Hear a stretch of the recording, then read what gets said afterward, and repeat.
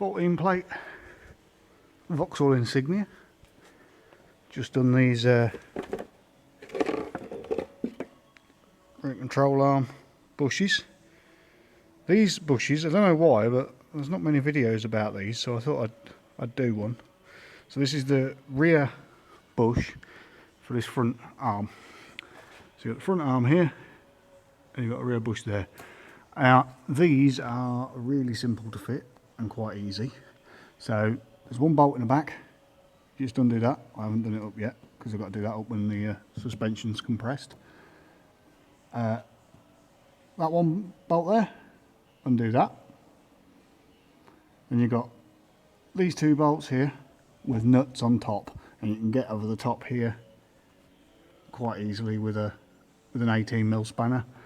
So they're 18 top and bottom them, and like I say, you just whiz them out. You have to take, I've had to take the engine tray off, because you have to take the front bolt here and just pull that out so that you can pry the arm away to pop that in.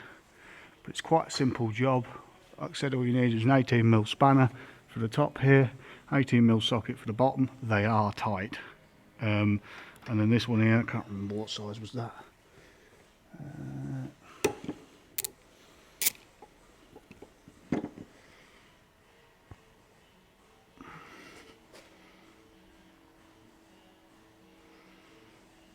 That's not going to focus.